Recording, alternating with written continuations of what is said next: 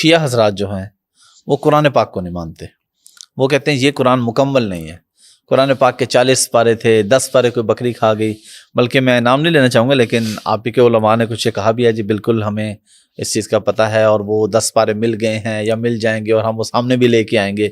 تو اس طرح تو مطلب یہ کیا پھر دار اسلام میں رہتے ہیں اگر آپ قرآن کو نہیں مانتے؟ تو یہ بھی انہی باتوں میں سے ہے نا, یہ جو یعنی اگر یہ باتیں اس تاریخ دور میں, جاہلیت کے دور میں کوئی کرتا تو پھر توقع تھی. آج کے میڈیا کے دور میں یہ باتیں پھر بھی لوگوں کے ذہنوں میں, لیکن انشاءاللہ کلیئر ہوں گی یہ چیزیں. میں اس مقصد کے لیے پوچھ رہا ہوں. قرآن کریم جو اہل البیت علیہم السلام اور شیعہ جو مستند علماء ہیں, مثلا اس وقت جو شیعہ علماء اس وقت موجود ہیں اور جو شیعہ علماء سابقہ دور میں گزر گئے ہیں, ان کی کتابیں موجود ہیں, عقائد کی کتابیں موجود ہیں, تفسیر کی کتابیں موجود ہیں قرآن کے متعلق. قرآن کے بارے میں اگر میں کہوں کہ سب سے مستند تفسیر ابھی تک متفقہ طور پر شیعہ و سنی علماء کے نزدیک تفسیر المیزان ہے. علامہ طباطبائی ہمارے اساتید کے استاد تھے وہ, ٹھیک ہے, ان کی یہ تفسیر ہے. ٹھیک ہے.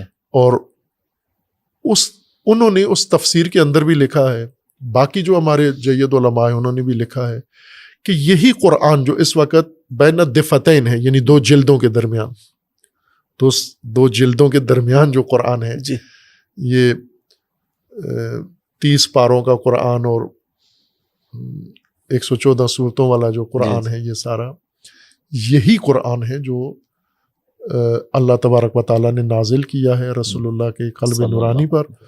اور بلکہ اہل سنت کے ہاں قرآن کے بارے میں بعض اقوال ایسے ہیں جو تھوڑے کمزور ہیں کہ قرآن جمع کس نے کیا ہے, قرآن ترتیب کس نے دیا ہے, وہ صحابہ کی طرف لے آتے ہیں. یہ سب کام رسول اللہ صلی اللہ علیہ وآلہ وسلم نے خود کیا ہے اللہ کے حکم سے.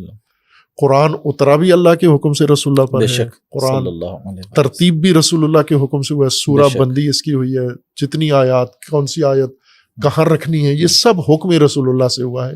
بے شک. اور نہ اس قرآن میں ایک لفظ اضافہ ہوا ہے, نہ اس میں ایک لفظ کم ہوا ہے.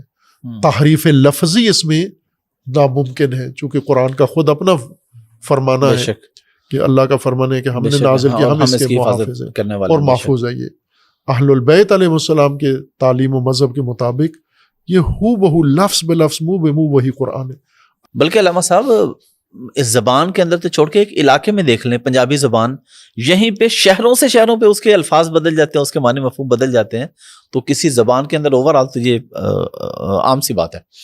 اچھا علامہ صاحب, اب میں ایک اور بڑے بنیادی سوال پہ آ رہا ہوں, اذان اور نماز پہ, کہ اہل تشیع اور اہل سنت کی اذان اور نماز میں کیا فرق ہے؟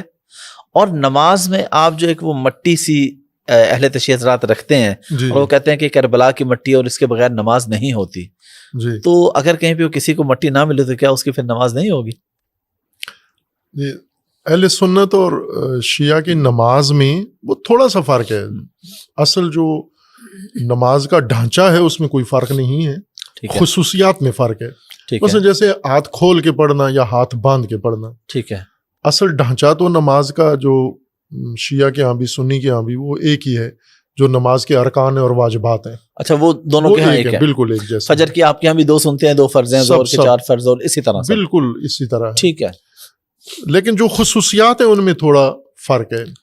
جیسے وضو میں مثلا, یہ اجتہادی مسائل ہیں, فقہی مسائل ہیں, یہ کوئی اعتقادی باتیں نہیں ہیں کہ شیعہ فقی نے آیا وضو سے یہ استنباط کیا ہے, اس طرح سے سمجھا ہے کہ وضو چہرہ دھونے اور بازو دھونے سے اور سر اور پاؤں کا مسح کرنے سے ہوتا ہے. لیکن اہل سنت کے ہاں وہ پاؤں دھو بھی لیتے ہیں, ہاں جی, اور سر کا مسح کرتے ہیں, پاؤں دھو لیتے ہیں اور دھوتے ہیں, اور دھوتے بھی. ایون اہل سنت کے ہاں بھی کہیں پہ پاؤں کا مسح بھی ہے. یعنی یہ اختلاف ہے, موجود ہے اہل سنت کے آپس میں بھی ہے, شیعہ کے ساتھ بھی, اور یہ فرعی اختلاف ہے. ٹھیک ہے, بنیادی نماز کا ڈھانچہ ایک ہی ہے, رکعات اوقات سب ایک جیسے ہیں. ایون سنیوں میں بھی ہاتھ چھوڑ کے نماز پہ ایک امام کے نزدیک ہاتھ چھوڑ کے پڑھتے ہیں. مالکی آپ مکہ میں جائیں تو آپ کو لگے گا ایک بہت بڑی جمعیت ہاتھ کھول کے. میں پہلے خود غلط فہمی میں شکار ہو گیا, میں سمجھا یہ شیعہ ہے, لیکن وہ سجدگاہ نہیں تھی ان کی.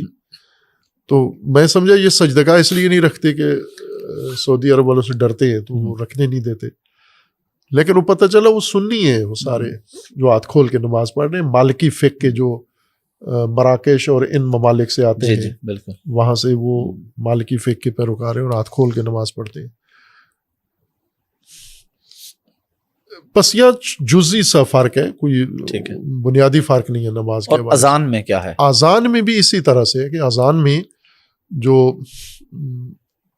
اذان کے اصل ارکان ہیں وہ سب کے ملتے جلتے ہیں، اس میں کوئی فرق نہیں ہے. ٹھیک ہے. جیسے شہادت توحید ہے، شہادت نبوت ہے، ٹھیک ہے، اور خود نماز کی طرف جو حی علی الصلاۃ حی علی الفلاح یہ ہے. ٹھیک ہے. ایک چیز جو شیعہ کے ہاں ہے کہ حی علی خیر العمل کہتے ہیں ہم. ٹھیک ہے. یہ تھا، یہ جزء اذان تھا. رسول اللہ ایسا ہی اذان کہا کرتے تھے اور اہل البیت بھی ایسے ہی اذان کہتے تھے اور خلفاء کے دور میں بھی ایسے تھی اذان. لیکن جب وہ جہادی دور شروع ہوا فتوحات کا تو وہاں پر چونکہ حی علی خیر العمل کا مطلب یعنی سب سے بہترین عمل کی طرف آؤ آپ، جبکہ اس وقت جہاد سب سے بہترین عمل تھا.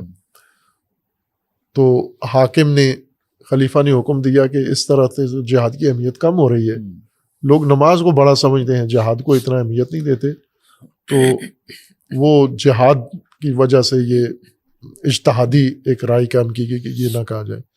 اس کی جگہ الصلاۃ خیر من النوم، یعنی نماز مطلقہ خیر چیز نہیں ہے، نیند سے بہتر ہے، جہاد سے بہتر نہیں ہے. تو اس لیے یہ ایک تصرف کیا گیا. ٹھیک.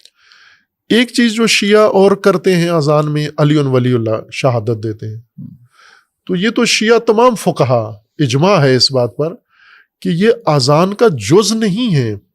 ٹھیک ہے. ہاں، یہ اذان کا حصہ نہیں ہے، جز نہیں ہے. ٹھیک ہے. لیکن یہ اذان میں تاکید کرتے ہیں کہ اس کو پڑھا جائے، چونکہ یہی وہ بنیادی اختلافی موضوع ہے شیعہ غیر شیعہ کے اندر، امیر المومنین علیہ السلام کی ولایت. تو اس پر تاکید کے لیے یہ کہتے ہیں. اور نماز ایک ایسی چیز، اذان ایسی چیز ہے جو نماز کی طرح نہیں ہے کہ اس میں اگر کوئی اضافی چیز آپ نے کہہ دی تو باطل ہو جاتی ہے. نہیں ہوتی باطل. مثلا آپ اذان کے بغیر نماز بھی پڑھ سکتے ہیں. آپ ہاں اذان نہ کہیں تو پڑھ لیں.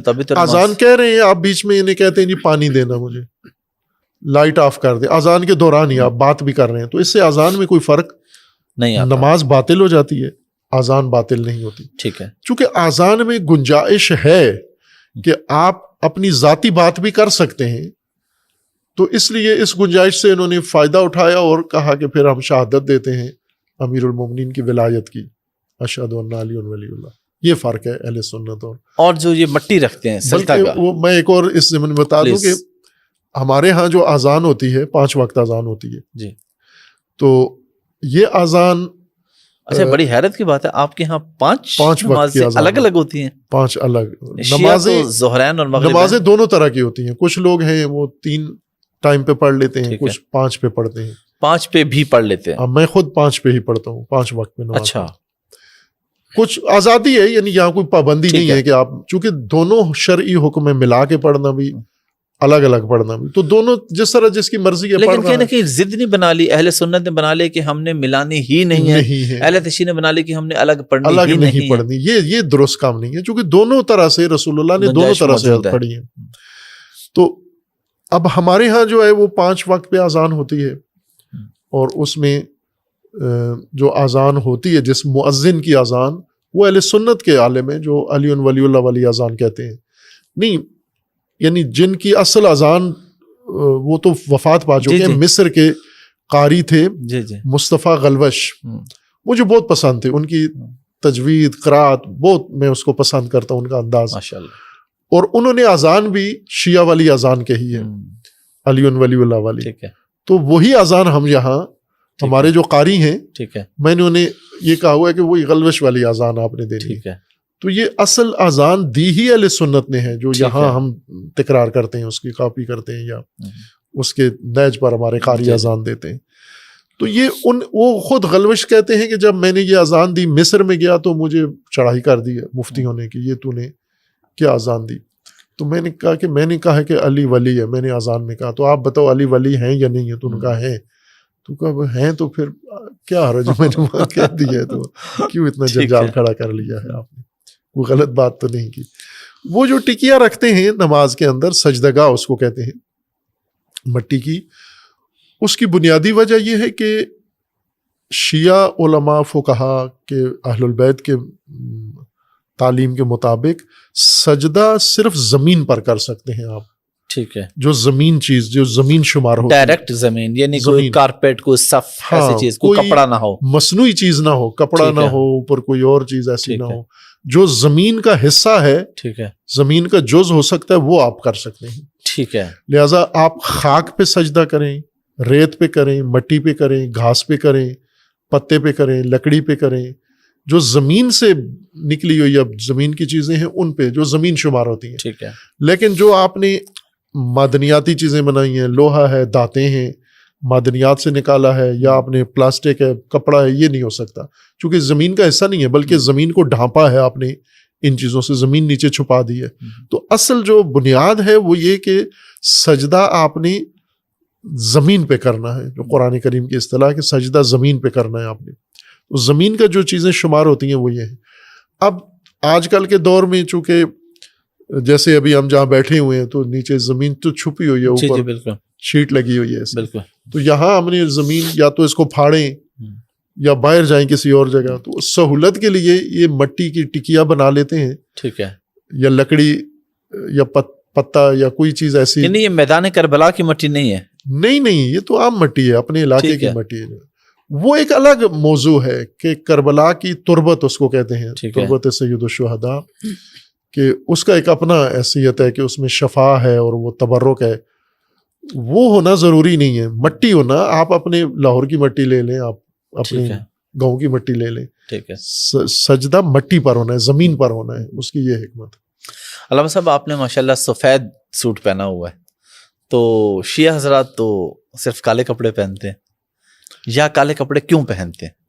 کالے کپڑے مجالس میں پہنتے ہیں، محرم میں پہنتے ہیں، عزاداری کے علامت ہے عزا کی. ٹھیک ہے. سیاہ ہو جاتا ہے، سیاہ پوش.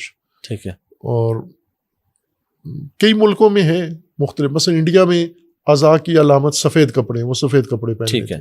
جب کوئی مر جائے تو وہ سارے سفید پوش ہو جاتے ہیں. ٹھیک ہے.